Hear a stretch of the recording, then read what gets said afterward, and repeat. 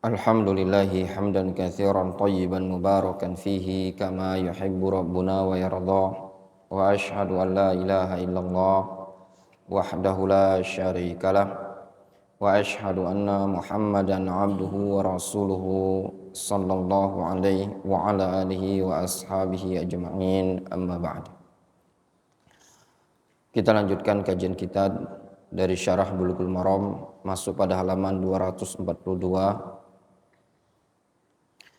Qala walahuma fi hadithi Maimunah thumma afragha ala farjihi faghasalahu bishimalihi thumma daraba biha al-arda. Disebutkan dalam hadis Maimunah, kemudian Nabi sallallahu alaihi wasallam menuangkan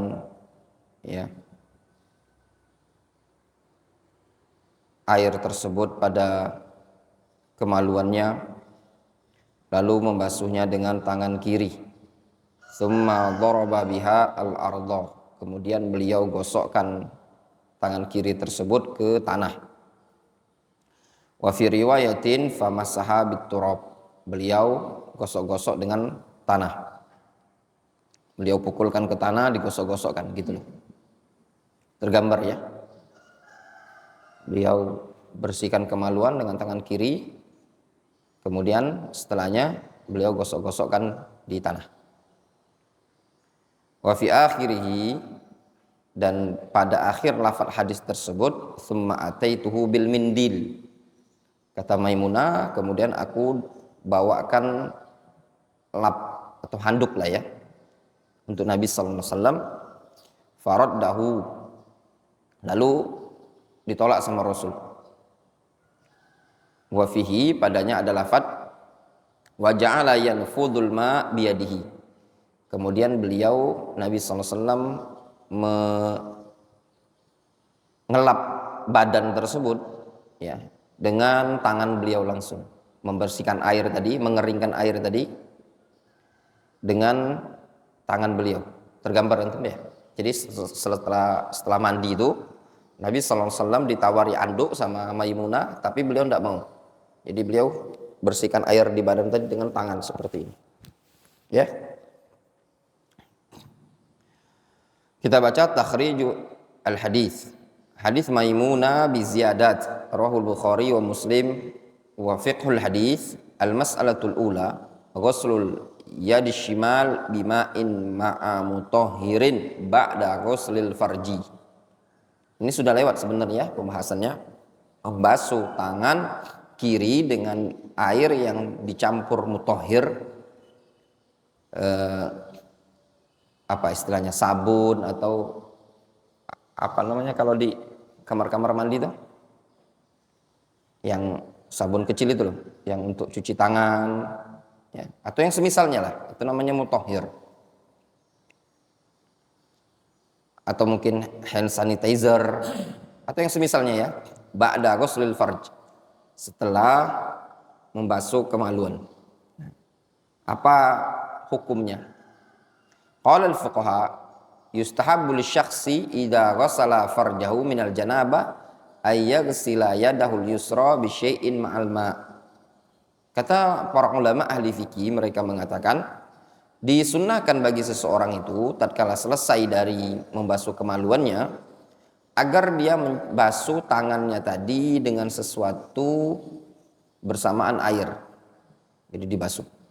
Ya. Li'anha al-yad allati tubashir taghsilal farj.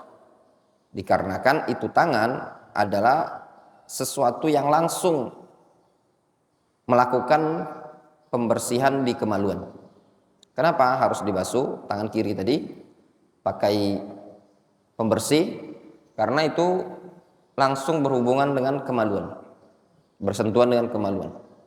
Farubbama alaqa biha syai'un min adza. Terkadang ada kotoran yang nempel di tangan tadi. Bisa jadi kan? Ada bau-bau tak sedap. Faqad kana an-nabiyyu sallallahu alaihi wasallam idza ghassala farjahu inda ghuslil janabah yadrib bi yadihi asy-shimal fil ardi. Dulu Nabi sallallahu alaihi wasallam kebiasaan beliau kalau beliau membasuh kemaluan, ketika mandi janabah maka beliau memukulkan tangan kirinya ke tanah. Wa fi riwayatin yadullukuha dalkan syadidan. Dalam riwayat yang lain beliau gosok-gosokkan dengan kuat gitu loh. Tergambar? Ya. Itu di zaman dahulu Nabi SAW menggunakan apa? Tanah. Namun bisa diambil makna dari sini juga boleh menggunakan apa? Mutahhir, sabun atau yang semakna dengan sabun. Wa fi riwayatin fayamsahuha biturab. Dalam riwayat yang lain beliau gosok-gosok dengan tanah. Kemudian al-mas'alatu tsaniyah, masalah yang kedua, tansyiful jasad bil mindil ba'dal ghusl awil wudu. Apa hukum tansyiful jasad? Mengelap badan dengan handuk setelah mandi atau setelah wudu. Antum setelah berwudu ngelap wajah, ngelap bekas wudu tadi dengan anduk. Begitu juga setelah mandi janabah, antum elap badan dengan anduk. Ikhtalafal ulama fi hukmi tansyif ba'dal wudu awil ghusli ala salasati aqwal. Ulama pun ada 3 pendapat dalam hal ini tadi. Al-qaulul awwal yustahabbu tarku tansyifil a'dha ba'dal ghusli wal wudu bi mindil aw ghairihi. Pendapat yang pertama mereka mengatakan disunnahkan untuk tidak dilap sama sekali. Ya, tidak perlu dilap-lap dengan anduk atau dengan kain, tidak perlu. Justru sunnahnya tidak dilap dengan kain. Kenapa? Li'anna Nabiya sallallahu alaihi wasallam indama ja'athu Maimunah bil mindil raddahu. Karena Nabi sallallahu alaihi wasallam pada waktu itu ketika Maimunah membawakan anduk, ya, ditolak oleh Rasul sallallahu alaihi wasallam. Wa radduhu yadullu ala adami istihbabihi. Nah, justru tindakan Nabi SAW menolak anduk dari Maimunah tersebut itu menunjukkan apa? Menunjukkan tidak disunnahkan untuk menggunakan apa? Menggunakan anduk ketika selesai dari mandi janabah. Jelas? Wadih? Ya. Al-qaulu tsani, sedangkan pendapat yang kedua, yustahabut tansyif, disunnahkan digosok-gosok, dilap pakai anduk, pakai kain. Kenapa? Li'anna Maimunah atat an-nabiyya sallallahu alaihi wasallam bil mindil. Karena apa? Maimunah mendatangi Nabi sallallahu alaihi wasallam dengan membawakan apa? Anduk. Fa fihi dalilun ala anna adatan nabiyyi sallallahu alaihi wasallam annahu yastakhdim al-mindil ba'da al-ghusl. Justru itu indikasi menunjukkan apa? Kebiasaan Nabi SAW itu setelah mandi beliau apa? Menggunakan handuk. Jelas? Wa amma raddu Nabi SAW lil mindil fi hadits Maimunah fala'alla al mindil lam yakun nadhifan aw li annahu kana musta'jilan. Adapun Nabi SAW menolak pemberian anduk tadi mungkin karena anduknya tidak bersih gitu loh, atau mungkin dikarenakan Nabi SAW buru-buru. Jelas? Al-qaul ats-tsalits, pendapat yang ketiga, yubah at-tansyif, boleh-boleh saja, boleh. Wala yuqal bi istihbabi fi'lihi wala bi istihbabi tarkihi. Tidak dikatakan sunnah melakukannya, juga tidak dikatakan sunnah meninggalkannya. Fa yastawi fi al-fi'l wa tark, sama saja, menggunakan boleh, tidak gunakan boleh saja. Wa dzalika li anna haditsa Maimunah la dalalata fi ala annahu yustahabbu tansyif. Karena hadis Maimunah tidak ada argumentasi yang menunjukkan itu disunnahkan menggunakan anduk. Wala annahu yustahabbu tarku tansyif.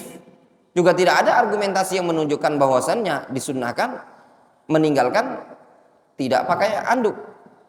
Ya. Jadi dalam hadis Maimunah itu tidak ada indikasi yang menunjukkan disunnahkan menggunakan anduk atau disunnahkan tidak pakai anduk. Tidak ada gitu loh. Balil ihtimal waridun. Bahkan ada ihtimal, kemungkinan begini, kemungkinan begini. Kalau kita perhatikan keterangan ulama ini kan ada ihtimal, ada. Ada ihtimal disunnahkan tidak pakai anduk, ada disunnahkan pakai anduk. Falamma istawal ihtimalan lam yakun at-tarjih. Tatkala ihtimalnya sama, maka tidak ada istilahnya tarjih. Fakana min qismil mubahat, sehingga ini digolongkan bagian dari mubah. Wa hadza madhhab jumhuril ulama wa huwa sahih, dan ini pendapat jumhur. Wa jaa min hadithi Aisyah radhiyallahu anha anna Nabiyya sallallahu alaihi wasallam kana lahu khirqatun yunashifu biha ba'dal wudu.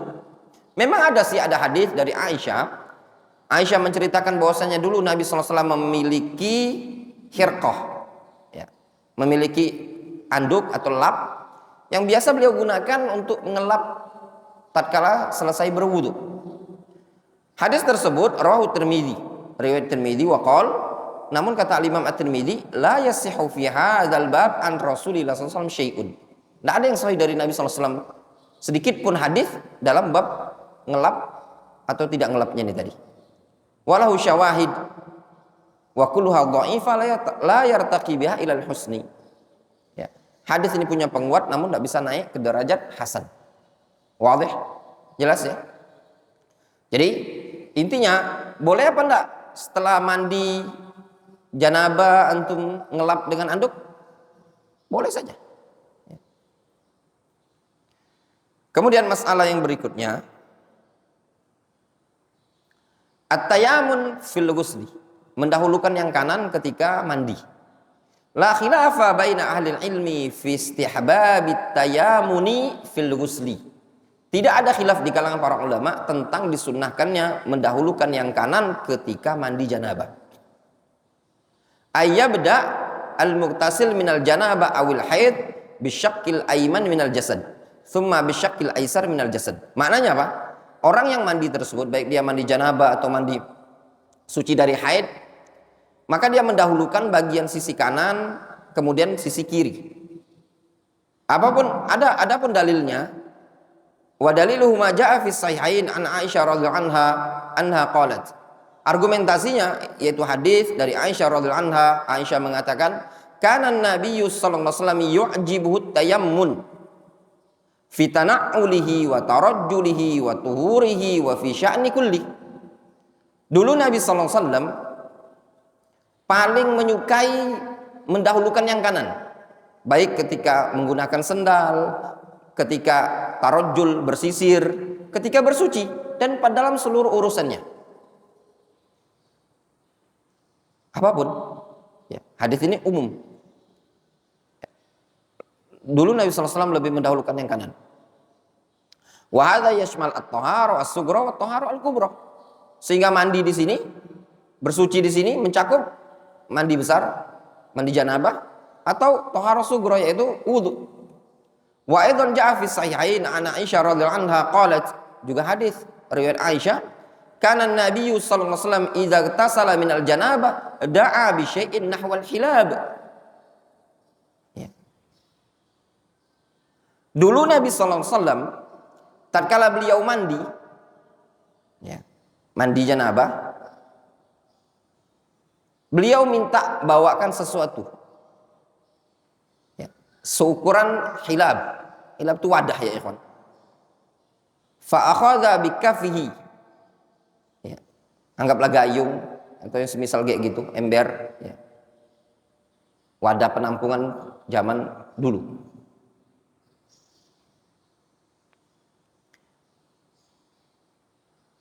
Fa akhadha bi kaffihi, ikhwan, penampungan zaman dahulu yang bukan seperti zaman sekarang. Ini juga yang harus difahamkan di benak kita. Penampungan zaman dahulu, kalau kita sekarang yang dari plastik atau dari semisalnya, penampungan zaman dahulu macam-macam. Kadang ada yang terbuat dari tanah, kadang ada yang terbuat dari kulit. Ya, itu penampungan zaman dahulu.